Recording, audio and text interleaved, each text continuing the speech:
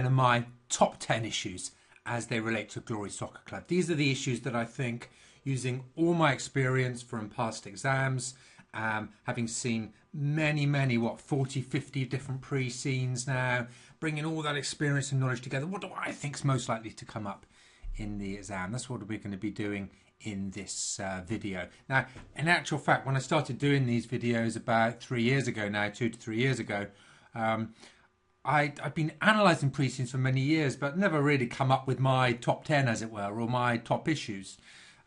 So started this recognising that what was happening was that from the pre-scene you could very often see what was going to come up in the exam. The hints were very clear. This is going back to the old T4 case study, of course, initially, but even on this recent strategic case study, and the changes happened, it really is quite clear what the main issues are. And what's interesting is that, particularly using my experience of past exams, I can bring that together with the pre-scene from this one to come up with what hopefully will be a reasonably accurate estimate of what's going to be in the variance in this exam. Of course, of this top 10, the likelihood is that in your particular variant, maybe 2 or 3 of these issues will be raised and will come up. But by preparing yourself for the whole 10, you should be in a very strong position to be able to deal with the types of issues that do come up in your exam. So that's my goal for you, is to share these top 10 with you. And to be fair, looking back at recent exams, it's the ones that are at the top. It's the top, probably top 5 that are the ones that really you must focus upon. The top 5 tend to be there on a very guaranteed basis. I remember thinking back to the last couple of T4 sittings, actually going back just under a year ago now, and both of those last 2 sittings, it was the top 5 of my issues that were absolutely there in the exams. In fact, my biggest worry was that there used to be 2 sittings of the old T4 exam, and virtually all the top issues came up in the first one, and actually what was going to come up in the second, and actually they tended to repeat some of those top issues, because the basic fact is that those are the main issues. Okay, that doesn't mean ignore the ones that are in like 7, 8, 9 or 10, because there's still a reasonable likelihood of you seeing something on those as well. But the big issues in the pre-scene tend to be the big issues that do come up in the exam. You need to be prepared and ready for them. Right, okay, so let's start to take a look then. So what's the basis of my choice? Where am I getting my top 10 from? Well, I'm starting off by thinking about the pre-scene and very much looking at the space devoted to the pre-scene in the exam. These tend to be the issues that are of focus to the examiner. One thing you can see is you can start to see certain themes repeating themselves, and the examiner almost hinting not just in one place but in 2 or 3 places, and also in the financial information as well, what they think is likely to come up. And so that really is key. That's my biggest basis of choice. My next basis of choice is the strategic importance. Of those issues, which ones do we think are going to be really strong and relevant to the business as a whole? This is supposed to be the strategic, well, it is the strategic case study. It's supposed to be a strategic focus. Your role as a finance manager, reporting to the board with a strategic focus. So we'll think about what's most likely to be important to the directors, particularly Carter, who's the non-executive chairman. And I'm bringing into that my experience as well, particularly the typical types of issues that tend to come up. There'll be some things that probably, as you look through the pre-scene, you wouldn't necessarily spot quite as well as I can. Okay, yeah, that's a nice issue. As well as having seen many real exams, of course, I've written hundreds of mock exam questions for case studies. And there are certain issues that are easy to write questions for. And so we particularly look for those. Okay, so what do you need to do then? How do you prepare for these issues as they come up?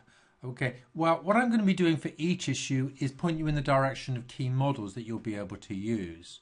Now, we know the examiner wants relevant models to be used, so which are the relevant ones for the different issues? So I'll point you in the direction of those key models. And, see my second point there, do sort of a second sub-point, do adapt all your models for the new points in the unseen. One of the things the examiner doesn't like is people having just pre-learnt models and then not made changes to those models for the new things. Okay, so make sure you do that. Make sure you practice mock exams. That covers all these key issues. That's very important. We should be preparing our mock exams to include a number of these issues within them, so those would be good. But whoever your provider is, if you're using other people's mock exams, then make sure you do practice them. What you must do is see the issue in an exam scenario, in a time limited scenario where you're trying to write that out to get practice in dealing with them. So that's very important as well. Find out what real life companies are doing in relation to this. So in relation to soccer clubs, what's happening perhaps in the Australian A-League for those clubs there, or in India, even in the Premiership. You could look at what are the real life soccer clubs, football clubs as I prefer to call them, of course, what are they doing and how are they dealing with issues such as the fact that you buy a player and then he's got a big salary and you've got to finance that up front, but that's good for your brand and that brings in extra supporters. And how do you make that balance? And where does the money come from? And things like that. So for each of these issues as we go through them, think about what the real life companies are. Now we know now from the March analysis that the examiner definitely wants you to give industry examples and use industry knowledge and that industry background in your exam. So using that, finding those really important. Then do learn the typical key points. So there'll be issues, and I'll raise some of these issues as we go through, and you can add to them yourself. What are the typical, say, advantages and disadvantages of a particular issue? Issues you should always be raising. Learn those ones and be ready for those, and be prepared for which models to use to support the issue. So part of it is having prepared the right models up here, and secondly it's just having learned that on this issue I can use this model and that model. Okay, so let's get straight on then to the first of my issues. So I suppose it's the least important of my top 10. It's my number 10 issue. We'll be doing a countdown to my top 1, and my number 10 issue is supplier issues. Now supplier issues are very regular issues in past exams. One of the reasons for this, I think, is that they're very easy to create questions around. As an examiner, supply issues, they're great, they're easy. Very often when I'm writing a mock, I'll be thinking, who are the suppliers here and what issues could I have with those suppliers, and then raise that issue. So it's a very easy one. It's also very relevant to both E3 and P3, so you can make it very easily relevant to the syllabus as well. So where is our key supplier here? Well, primarily we're talking about the shirt manufacturer.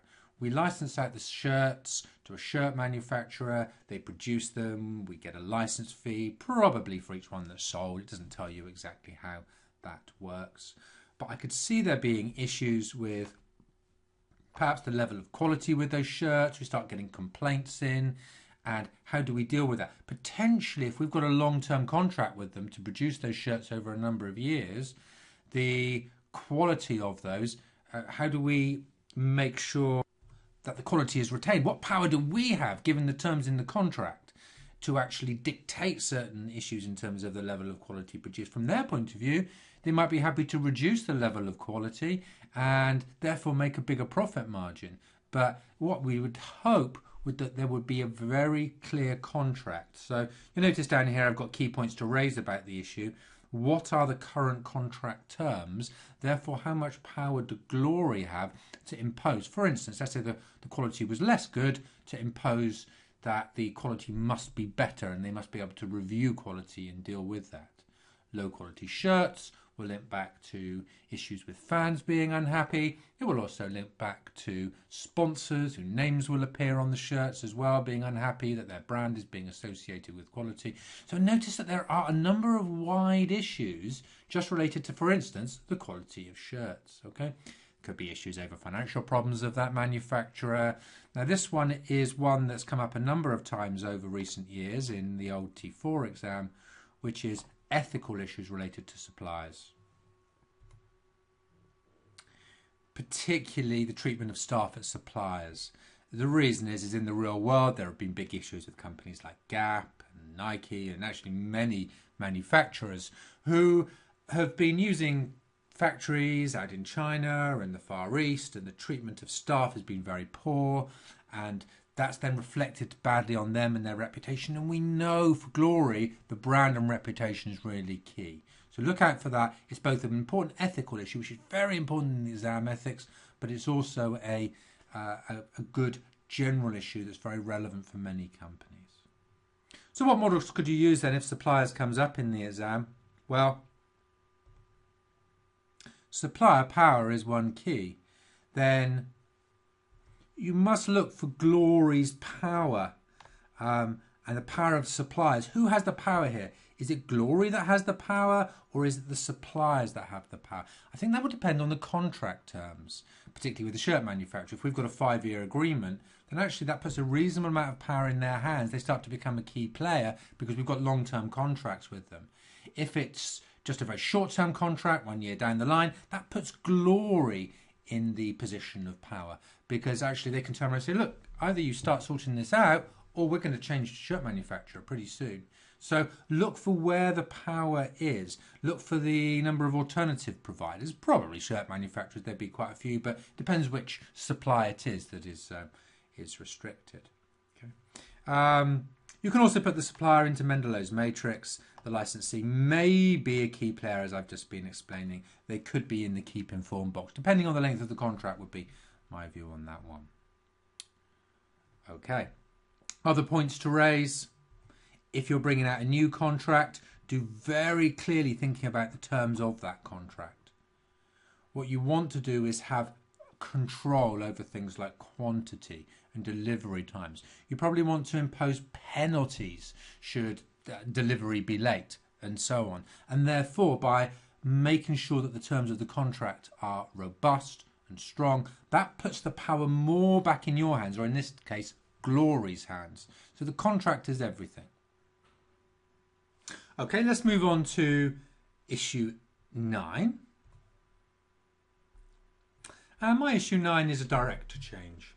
Now, a couple of reasons for thinking that we might have director changes. This is an extremely common exam topic. We see it come up exam after exam after exam. I don't know why the examiners like it so much, but the old T4, it amazed me how often. It was almost every single exam. Yeah, this director's going. It was often someone quite senior, someone like the CEO that would go. And actually, we've seen it with the new sets of exams as well. So under the SCS, director change is a common thing. And why might this be? We might ask ourselves, particularly for the SCS. Well, we know that we have 2 criteria of people skills and leadership skills as criteria in the exam. And the question is, you're an examiner. Imagine yourself now and you're thinking, oh, how am I going to test people skills and leadership skills? Oh, the CEO could leave. And not only that, but Martin Morris is now 71, 72. Surely that's a setup for us from the pre-scene, isn't it? That he's now got to retirement age and we need to bring in a new CEO. And of course, if we were to bring in that CEO, there would be issues over the power balance between the chairman and the CEO. We know we've got Carter, this very powerful individual who's the founder, who's a shareholder, the major shareholder, who is the non-exec chairman, and you bring in a new CEO who wants to run things differently, and there could be a lot of conflict. And I do think that conflict is a key issue that could come up in this exam. Okay, so I think that the most likely issue then is that Martin Morris will leave. It could be some other director, but I think that it's just set up from the pre-scene that that's the case. Now, whenever we get these kind of changes, one of the key criteria under leadership is change management. And this is your opportunity to bring in Lewin's change management models, the unfreeze, move, refreeze model, for instance, to help to use to support that change and say, well, we could use this model and this is how it works. Remember, with models, it must be relevant models only. The examiner is getting very frustrated at people not using models in the right way. This would be a very good place to use a relevant model. Do remember that in theory a new director should be recruited independently by an independent nominations committee. just watch out. Is Carter going to have too much control over that recruitment process, or is it definitely we choosing the right person? I would really look out for that. If it came to leadership, you could have leadership styles coming up. If someone got an autocratic style versus a democratic style, a new leader or a new manager coming in, they could come in with different leadership styles. And do remember, this is one thing that's been a big surprise to many of us actually under this new under the new exam, is just how important that section of E2 is. That section on leadership styles, change management, team working. This is one of those areas you do need to go back to previous studies, and the examiner in the post-exam guides has said as much as well. They've been saying you need to go back and get that information, and it relates very much to the fact that we've got people in leadership as 50% of the exam, which is then why this of course is so important. We could use the UK Code of Corporate Governance if we felt that the governance issues were relevant. So there's another nice model that you could use. And if you're now watching the free sample video that's on YouTube, then you've seen the first 2 of my top 10 issues, and I hope that you've seen enough to warrant you going on and buying my full video series where you'll see the remaining top 8. But what I'll also say to you is what you can also do is you can do this yourself. What I would suggest you do is, if you're going to do this yourself, you can go through the pre-scene and you can pick out what the key points are that are being raised by the examiner, because it's they're in there. Okay, I mean, it could be useful to have my experience and knowledge, having done this for many years, to pull out the top ones, but many of the big ones are just in there and they're quite clear. And so, you know, you can go through and create your own top 10 list, and that's a really useful thing for you to do. And then once you've created that top 10 list, think of what the key issues are that are likely to come up and what the key issues are that you would raise if that came up in your exam. Okay, so you can go and do that yourself, but my hope is that you've liked this and you'll think, well, actually, I'd like to come on one of the next masterclasses. We have 2 masterclasses, and even if the first one is passed, by the time you watch this, you can get the recording of that. And you know, that's a whole day of me going through about what it takes to pass this exam.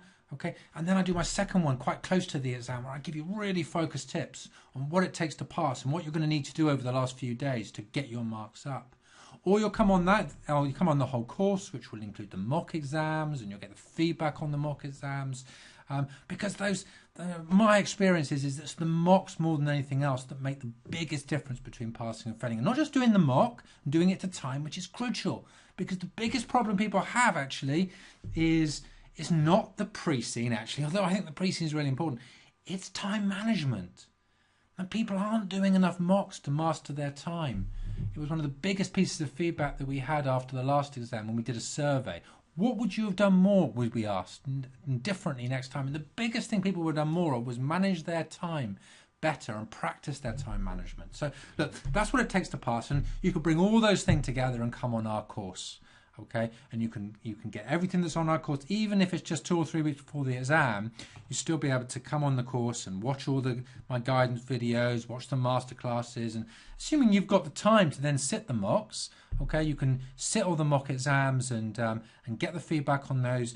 Do email us in if it's close to the exam, okay, just to make sure that we've got time to do all the mock marking. Should be okay. We can normally manage that, but do email us in. So hopefully you'll come on the full course, or come to the master classes, or even just buy this video series, which if your budgets are tight, this video series gives you a lot of really great focus on the pre-scene. Okay, that's enough from me. Whatever you do and whatever way you study, good luck in your exam when that comes up.